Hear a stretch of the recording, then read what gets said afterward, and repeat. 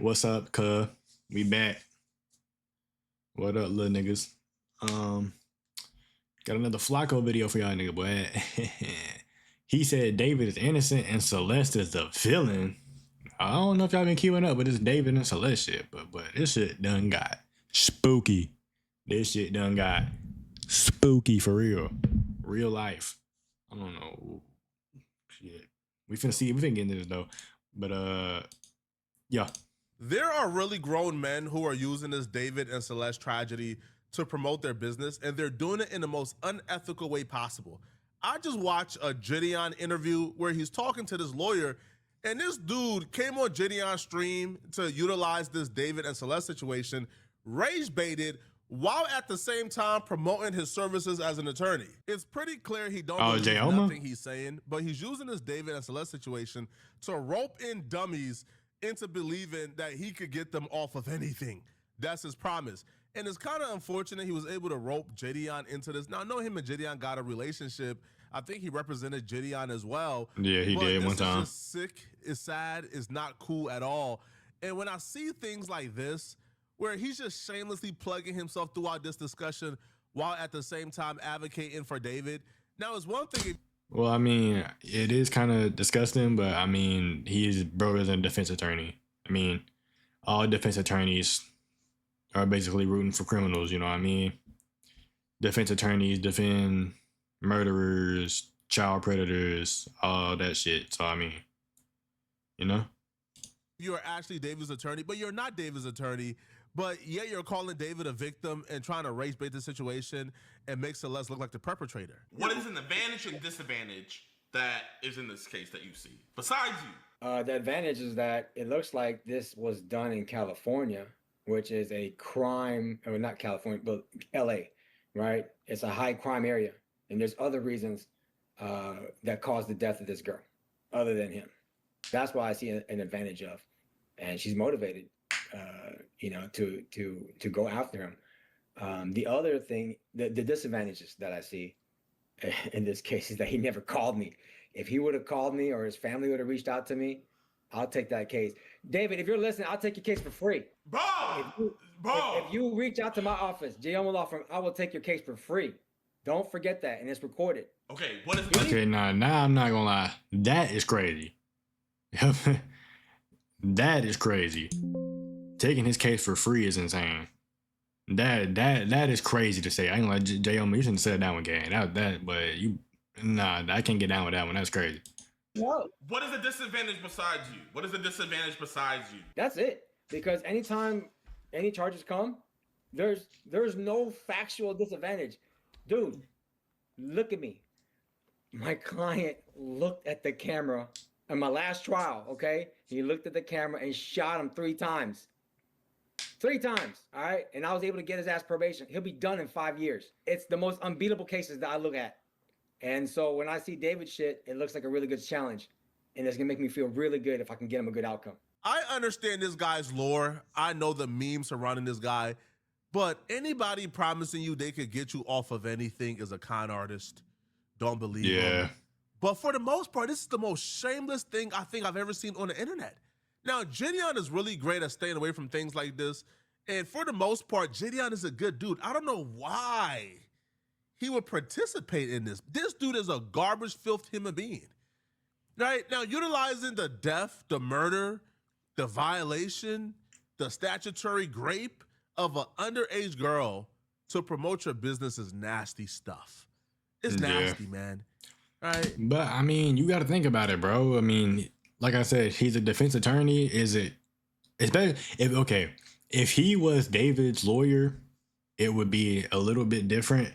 But you gotta think about it like this: whoever his actual lawyer is still has to root for David and help try to get him off these charges, which are insane charges. You know what I mean? Like, that's why I don't too much understand lawyers. But I mean, if this is what he was saying on stream, what David's actual defense lawyer is gonna say in court is probably gonna be way worse. I can only imagine. That shit's gonna be sick. It's gonna be terrible. I can only imagine. David has his counsel. Now, anybody looking at this David case and telling you, "Oh, I can 100% get David off." Oh, no, Nah, bro. nah, this is nothing. I don't think he's getting off of this, bro. It's They're gonna be con hard. artists. Now, when he was pressed to actually give his defense of David, this dude sounded like one of those like comment section conspiracy. If I didn't know he was an actual lawyer and I only had this particular interview to go by, I would say, bro, this dude is a cloud chaser. He's a fraud. Check his bar. This dude is. What are you talking about? This dude sounded amateur. This dude sounded like he had no education. He sounded illiterate. Hear out his defense of David. This man believes that a jury of David peers would buy like the narrative that David was somehow a victim of these 9, 10, 11, 12, 13, 14-year-old little girls, and these little girls were preying on David. Oh, so yeah, bro, I'm not gonna lie. If you're a grown man, bro, you can't be a victim of little kids, bro. Like, that's just, I don't see how that's possible. You know what I mean? Like, I don't see how you can get, you know what I'm saying? I don't know how you can be victim to sexual assault charges and things of that nature to little kids. Like, you know what I mean? I don't get that. right now, me and you, we don't know because we haven't spoken to David.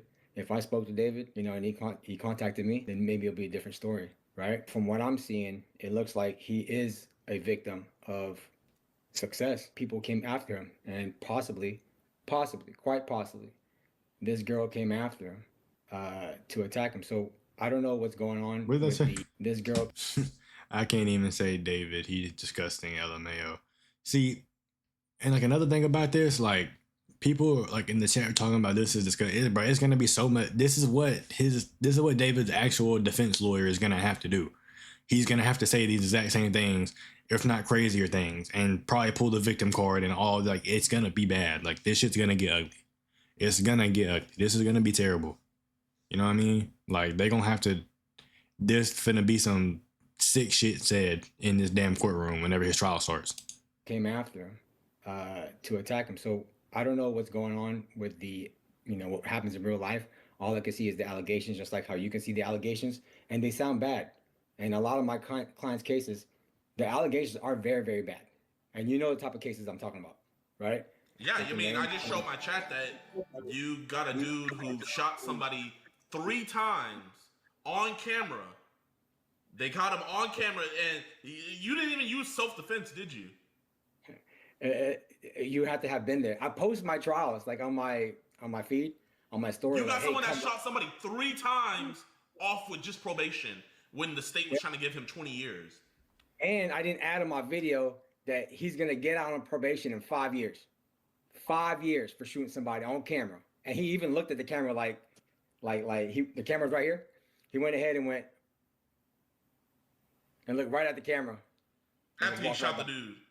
Yeah. And I got that shit to be probation. He'll be out. He'll be done with probation in 5 years when he contacts me. No matter where I'm at with my clients' cases, even if you're found guilty, there's still ways out of it.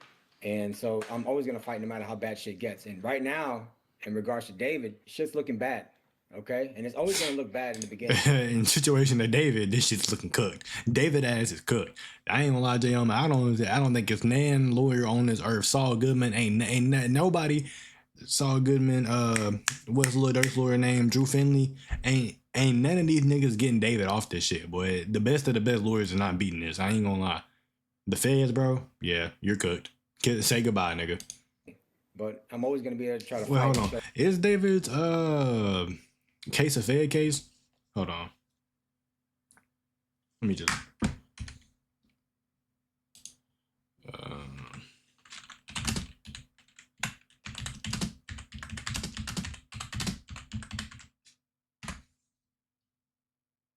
Yeah, federal case. Yeah. GG, bro. So like the truth, which is, has Jayoma ever beat the feds with somebody? I don't think he has. I don't think Jayoma's had a federal case. And if he has, I doubt he's beat it. he's a victim here. Okay. Another shameless plug of his services and his business on top of the body of a dead little girl. Now, we can just skip past that part. But when he says David is a victim, I was really curious in how David, the Hugh Hefner of the kiddie playground, how is he a victim? I really wanted to know. You're gonna try to paint it as him being a victim. Let's go with that. How are you going to convince a jury that a man who is sending explicit photos of himself and receiving explicit photos, because Celeste isn't the only minor. He was also talking to other minors who have started to come forward. So how are you going to spin this as him being the victim of all these minors coming to him and him not wanting any part of this? Well, I'm not going to spin anything. What I'm going to do is show the truth, okay? And that truth is that no matter what age anybody is susceptible, or anybody can be an aggressor, right? You can be 9 years old, and if you find out there's a lick out there that you can take advantage of and you can get free stuff out of him and you can threaten him, then you do it. And it's a normal thing that humans do. Whenever they see an opportunity, they can see it. And there is an opportunity when it comes to David. Shit, I don't even know David personally, and I can see David, you know, as a walking lick right now. He has YouTube videos, he has music, he obviously has money. Anybody in that position would say, you know what? Let's do something to this guy. Let's make some shit up so we can get what we want. I used to think before watching this video. Yeah, no, I'm not gonna lie, J.O., man, that sounds kind of insane, bro. Like, I'm not gonna lie, that is kind of sick. I'm not gonna lie. Like, you don't think you should have said just much on this damn interview thing, whatever you're doing, dude. That commentary like this on a David and Celeste situation only existed in the comment section of Cesspool Twitter. Because those stupid niggas who have opinions like this, they know the minute you put your identity to it, bro, you are now a pariah, you're ostracized, you gotta go, bro. You got to go, homie. You're no longer welcome. So they would comment things like this with no identity, no profile picture, following 1,000 people, only got 1 follower, and they will say things like, oh man, she knew what she was doing, man. Man, she ain't no victim. Oh, really? Oh, now she want to call the cops on it when it ain't work out? Oh, man, she was a gold digger. Nah, man, free David, man. Nah, she knew what she was doing, man. She knew what she was doing. Commentary like, I never thought in my wildest dream that commentary like that would make his way outside of the Twitter comments. I thought people, that is crazy. It's his Twitter activity. Were either pedos or pedo defenders who knew they can't put their name and identity to that comment because they know the consequences of it. I never thought that somebody would be on a live stream with millions of people uttering these statements. Yet alone, I would have never guessed that it will be somebody who's a professional uttering those words. This is sick beyond sick. And then you also add the element, he's promoting his business on top of this. What about ain't gonna lie, the self promo is crazy. Uber to his house, her being there, all of that. What's the play there? Is that illegal to order an Uber for somebody? I don't see that. It's illegal to like order an Uber for a child? I don't see that in the criminal code anywhere. I don't see that. I've never seen that was illegal for anybody to do that. Like, so I don't see how that can be criminal in itself. And this is why I say the fact that this dude is a lawyer shocks me, because he don't understand the relevance of David calling her an Uber to his house and the Uber dropping her off at his house and that being the last time we seen her alive. Him not being able to follow what's going on, it just made me tell me, yo, if this dude is a lawyer, man, I'll be really skeptical. Yeah, bro, it do look bad. I'm not gonna lie. I order Ubers for my cousins to go up, get picked up, you know, to be dropped off. Yeah. You know what I'm saying? Like, you know what I'm saying? I have family members. Like, just because he did that does not necessarily mean. Okay, so she threatened him. He orders the Uber, and now after that Uber, she's never seen again, and she's found in his Tesla. So what is the play? So what happened? Hey, what state was this in? California. In LA? Yeah. You know, LA is a dangerous place. It is dangerous. It is. Look, ladies and gentlemen, Los Angeles is a dangerous place. There's gangs everywhere. There's people to extort. Look, bro. I understand what you're trying to do, but it's not working, and it don't sound too good on your end. You're kind of cooking yourself. I'm not gonna lie. If I was you, I would close your laptop and get the hell up out of here right now. Whatever has happened to her could have been done by somebody else other than David himself. It's just that because of the relationship, the friendship that they have, everybody's honing in on it. It's unfortunate for David. Anything could have happened to her. There are random people who get, pulled up on any day in LA, even if you're a girl. So what about? See, but that defense is not gonna fly in trial. Like if they let's say they said that word for word, or not word for word, but let's say they said the same thing pretty much. If you're a grown man and you're buying a minor that you're talking to Uber to your house, she comes to your house in said Uber by herself, and she is never seen again, and she is found dead in your car. Motherfucker, 9 times out of 10, you killed that girl. 9 times out of 10, you are gonna be found guilty. Like that defense is not strong enough, bro. It's weak. Like that's nowhere. Like that's just they're gonna be like, bro, what? The judge is probably gonna slam the hammer and say, bro, just shut the hell up. Like, you know what I mean? The blue. So the prosecutors are saying that there wasn't gonna be a mess. David put her body in a blue inflatable pool to keep all the blood in there, and the fragments from the blue inflatable pool that David bought match the fragments found on her body. That could be anybody. Because think about it, not only is David a potential victim for any of the young girls, but he could be a potential victim for anybody ancillary to that, right? So say, for example, he disrespected an up-and-coming rapper. They're going to want to put this murder on him, right? So let the prosecutors attack him instead of them attacking him personally. Because if you think about it, that is actually a good strategy. If I want to get after David because he disrespected me, because he didn't buy me my soda, or he didn't get me a cheeseburger that I asked for, or he just looked at me wrong, or he said my song sucks because I sang for him, I'm gonna say, all right, I'm gonna get this dude. I'm gonna put his DNA. I'm gonna set some shit up. I'm gonna get that dead body, and I'm playing on him. So then, therefore, they can put all the state's power, all the prosecutor's power into trying to put him away. It's like you're getting somebody else to do your dirty work for you, and that's a good possibility. I mean, yeah, you could do that. You could get his DNA, plant a body on him, and do all this shit. But when they're like, where were you at this day? What were you doing? And like, let's say you got your phone on you, and the whole time dude's planting all this evidence on you, and you got your phone on you, and you 3 states away. The day of all this happening, the day of somebody getting killed, putting the body in your car, doing all this. If you got your phone, and like, let's say you take a video and post it, motherfucker, you're not there. You know what I mean? It's easily ways to prove that you didn't do that. I mean, yeah, getting evidence planted on you is hard to beat, but there are ways around that. Beating planted evidence on you is going to be a hell of a lot easier than beating this case that he most certainly committed. You know what I mean? Like, you can beat evidence easier planted. You can beat planted things on you before you can beat this hard ass case he's going to have to fight. That could have happened to David. So that's what I think that could be a possibility for David as well. Nah. You know what I mean? Like, no, it could be anything. No, like so that's he crazy. orders the Uber, and then she allegedly, That's not gonna cut it, bro. It's from his account. Allegedly, it's from his account. I can get your account. Give me your phone. I can do something to it.